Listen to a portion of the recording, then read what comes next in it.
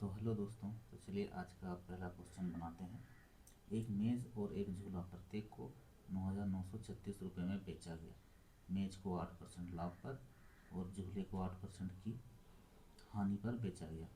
इस पूरे लेन देन में लाभ या हानि प्रतिशत ज्ञात करें।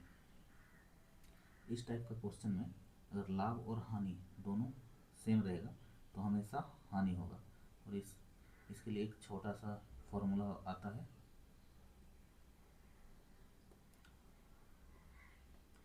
हानि प्रतिशत बराबर x² बटा 100। x का मान आपको ही लेना है, जो लाभ और हानि दोनों बराबर रहेगा, इसको लेना है 8² बटा 100, 8864 बटा 100। इसको अगर भाग देंगे तो 0.64% हानि होगा।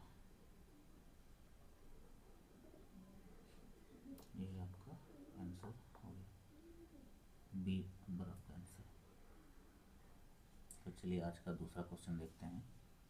एक डीलर अपने माल को क्रय मूल्य पर बेचने का दावा करता है, लेकिन वो जिस 1 केजी के बाट का उपयोग करता है उसका वास्तविक वजन 800 ग्राम है।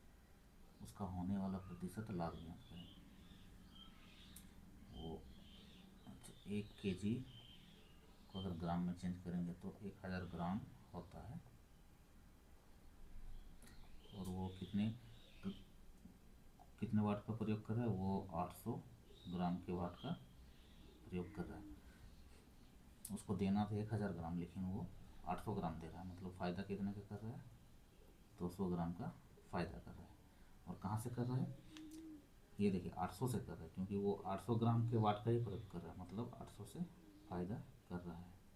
परसेंटेज के लिए 100, 2 0 2 0 कैंसिल, 8 दूनी 16, 8 5 40, तो आपका हो गया 25% आंसर,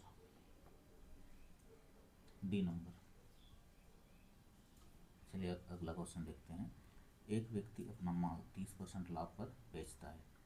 यदि क्रय मूल्य में 25% की वृद्धि होती है और विक्रय मूल्य में 10% की वृद्धि होती है तो उसका नया प्रतिशत लाभ ज्ञात करें।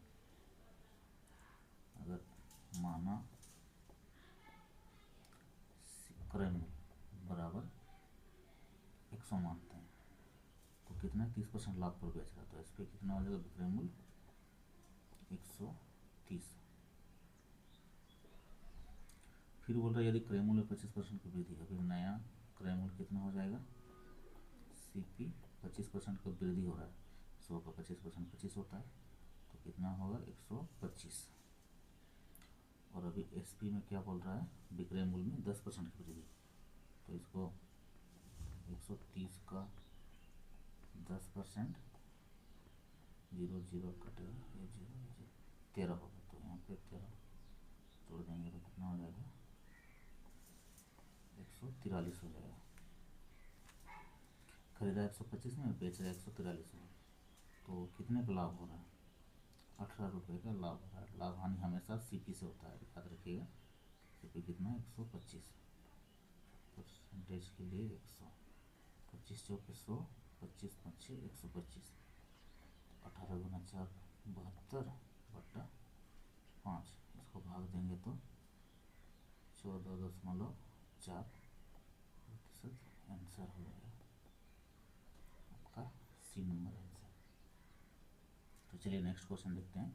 किसी वस्तु को उसके अंकित मूल्य पर बेचने पर एक खुदरा विक्रेता को 18% का लाभ प्राप्त होता है। यदि वो अंकित मूल्य पर 10% की छूट देता तो उस वस्तु पर वास्तविक लाभ कितना होगा। तो CP अगर मान लेते हैं क्रय मूल्य 100 रुपया, तो अंकित मूल्य पर बेचने पर बोला, मतलब अंकित मूल्य मतलब MRP आपका हो जाएगा 18% का लाभ हो रहा है, तो मतलब कितना में बेचेगा, 118 में बेचेगा। यदि वो अंकित मूल्य पर 10% की छूट देगा, MRP पर इसमें 10% की छूट देगा, तो इसको निकालते हैं 118 का 10%, जीरो, ये जीरो के लिए यहाँ पॉइंट आ जाएगा, मतलब 11.8। तो इसको माइनस करेंगे 11.8 को,